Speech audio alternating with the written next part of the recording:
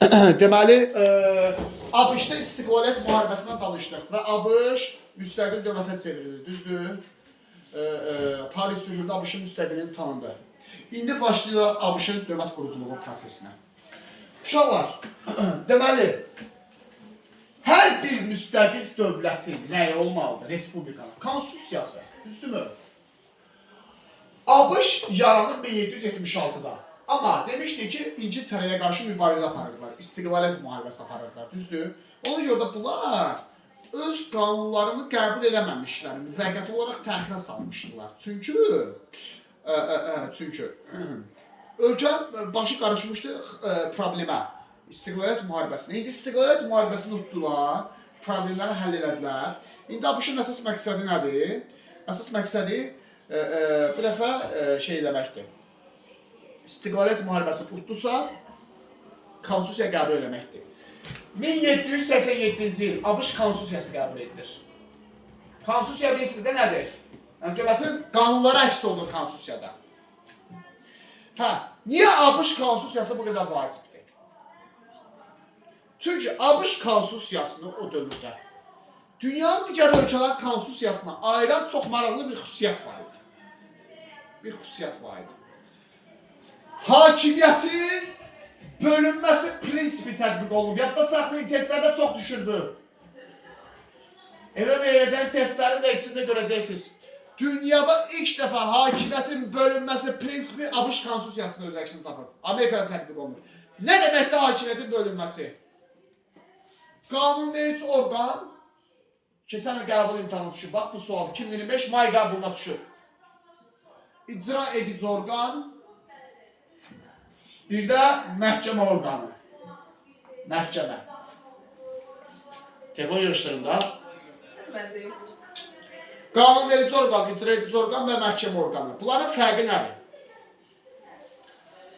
Deməli uşaqlar, qanunverici orqan qanunları müzakirə edir. Deputatların olduğu yer, biz ona nə deyirik? Milli Məclis. İngilislərdə nə deyirik ona? Parlament, başlatlar, düzdür? Qanunların qəbul olunduğu yer, deputatların olduğu yer. Amerikalılar buna deyir kongres. İngiltərədən nə deyirdi buna? Parlament. Fransalılar nə deyirdi buna? Başlatlar. Deməli Amerikada olur kongres. Qanunverici orqan kongresdir. Dövlətin daxili siyasəti ilə bağlı, xarici siyasəti ilə bağlı mühüm məsələlər hamısı kongresdə qəbul edilir. Bəs qəbul edilən qərarları kim icra edir? Prezident icra edir və ya nazirlər icra edir. Deməli, icra edici orqan hansıdır? Prezident və nazirlər. Başa düşdünüz? Dinləyin dərsi. Bəs işdir, birdən kongres səhv qərar verir. Çünki kongresdə oturanlar da insandır. Onlar da ideal varlıq deyil ki, onlar da səhv qərar verirlər. Ya prezident işini səhv görə bilər, pis görə bilər. Onda bəs bunların fəaliyyətini kim yoxlayacaq? Məhkəmə. Ən yüksək orqan əslində məhkəmədir. Ali məhkəmə. Onların fəaliyyətini, konstitusiyaya uyğun olub olmadığını yoxlayan orqan isə ABŞ Ali Məhkəməsidir. ABŞ Ali Məhkəməsi həqiqətən də çox ədalətlidir. Yəni, kongres, bəli, bir çox məsələlərdə qərəzli davrana bilər, səhv qərarları qəbul edə bilər, bəlkə də bəzi məsələlərdə. Prezident və ya Nazirlər Şurası o cümlədən. Amma ABŞ Ali Məhkəməsi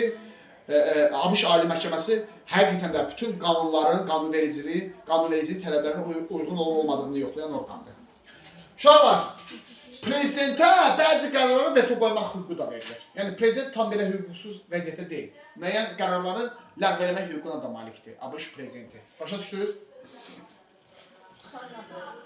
1787-də ABŞ-ın konstitusiyası qəbul olunur. Konstitusiya əsasında kongres yaranır və prezident yaranır. Onda kongres və prezidentin seçkilər keçirmək lazımdır.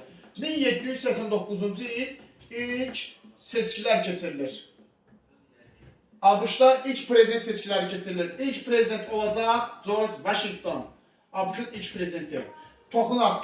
George Washington kimdir? Uşaqlar, George Washington ABŞ-ın istiqlaliyyət müharibəsinin qəhrəmanı idi. İstiqlaliyyət müharibəsi dövründə ABŞ ordusuna George Washington rəhbərlik eləmişdi. İstiqlaliyyət müharibəsi dövründə çox sevilən biri idi George Washington. Çünki siz müstəqillik uğrunda müharibənin əsas qəhrəmanı idi. George Washington. Müstəqillik uğrunda müharibənin əsas qəhrəmanı idi George Washington. İndi müharibəni dururlar. və ilk prezident kimi George Washington başlayır fəaliyyətə 1789-da. ABŞ-da 2 qrup var uşaqlar. Biri var, quldarlığın lehini olanlar. ABŞ-ın bir mənfi cəhəti var idi, müsbət cəhətlərinə əlavə. ABŞ-da həldə köləlik münasibətləri var idi. Gedirlər Afrika ərazisinə, kölələri vurubdular, gətirirlər Amerikada pulsuz işlədirdilər. Amerikalılar, həldə köləlik münasibətləri var idi. Amma bir qrup isə köləliyin əleyhinə idi. Onlar deyirlər ki, Amerika kimi yeni yaranmış demokratik bir ölkəyə köləlik yaraşmır. Bu iki qrup arasında Amerikada ziddiyyət var idi. Amerikada. İki qrup arasında rəqabət gedirdi Amerikada. Sonradan onlar respublikaçılar və demokratlar olacaqlar həm də. Deməli, uşaqlar, George Washington elə bir obraz idi ki, elə bir şəxs idi ki, Amerikada hamı tərəfindən sevilirdi. Quldarlar tərəfindən də sevilirdi. Quldarlığın əleyhinə olanlar tərəfindən də sevilirdi. Başa düşdünüz? Ona görə də onların arasında balans qorumaq üçün, çünki George Washington hamı tərəfindən sevilən biri idi. Təklif edirlər George Washington prezident seçilir. Halbuki George Washington sevmirdi prezidentliyi. Yəni adam siyasəti sevən biri deyildi. O adam sadəcə sərkərdə idi. Sadəcə ABŞ yeni yaranmışdı deyə istəmirdilər ABŞ-da vətəndaş müharibəsi baş versin. Ona görə də onu prezident seçirlər. 2 dəfə prezident seçilir. 4 ildən biridir ABŞ-da prezident seçkiləri uşaqlar. O vaxtdan bəri. Hər 4 ildən bir seçkilər keçirilir. 2 dəfə seçilir George Washington, 3-cü dəfə seçilmir prezident. Ona görə də Amerikada belə bir ənənə yaranır ki, o vaxtdan bu günə qədər. Əgər George Washington kimi bir adam 2 dəfədən artıq prezident olmayıbsa, Amerikada heç kəs 2 dəfədən artıq prezident seçilə bilməz. Bu günə qədər də elədir uşaqlar. Amerika qanunlarında var ki, heç kəs 2 dəfədən artıq prezident ola bilməz. Ondan sonra çıxıb getməlisən. Bizdə də olsaydı. Deməli uşaqlar, George Washington'un prezidentlik dövrüdür 2 dəfə. Sonra belə bir qanunvericilikdə yenə qanun var 1791-ci il. Hüquqlar haqqında bil sənədi qəbul edilir. Konstitusiya əlavə edilir. Bu konstitusiya deyil uşaqlar. Konstitusiya düzəlişdir. Əlavə maddə artırılır konstitusiyaya.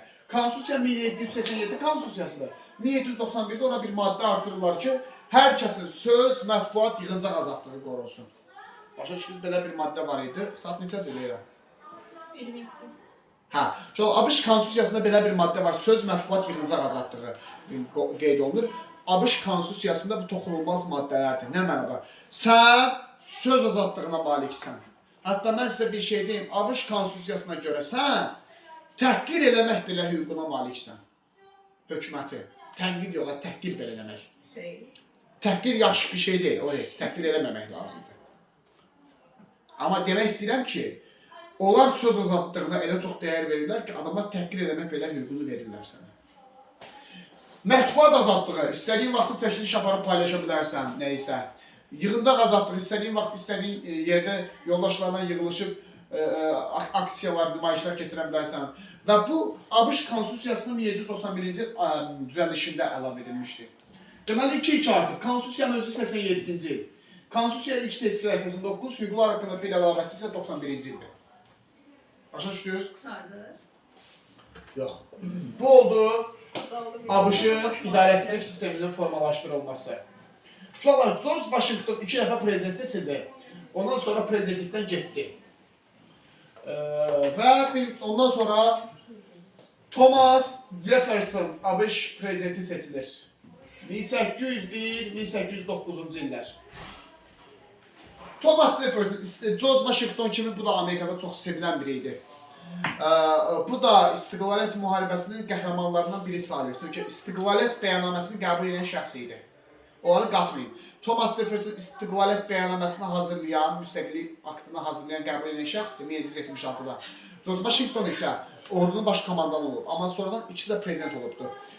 2 dəfə prezident seçilir. Görürsünüz 4 il olmaqla. 1801-5-ci illər birinci prezidentliyi idi. 1805-9 ikinci prezidentliyi Thomas Jefferson'ın. Bunun dövründə yeni azadlıqlar genişlənir. Seçki hüququ genişlənir. Seçki senzillər verilir. Demək olar hamıya seçkidə iştirak etmək hüququ verilir. Sonra borcluların bir qədər borcları azaldılır. Humanist qanunlar qəbul edilir və məhbusların bir hissəsi həbsdən azad edilir. Thomas Jefferson'ın dövründə. Thomas Jefferson'ın dövründə ABŞ-ın ərazisi böyüyür. Uşaqlar, eşitmişsiniz Louisiana ərazisi. Louisiana ərazisi. Louisiana ərazisi Fransanın ərazisi idi. həmin ərazini ABŞ Fransadan alır, pulla satın alır, dinc yolla. Yəni, burada bir yəni işğal eləmir də, pulu verir, satın alır ərazini Fransadan. Səhv etmirəmsə 1803-cü ildə. Başa düşdünüz?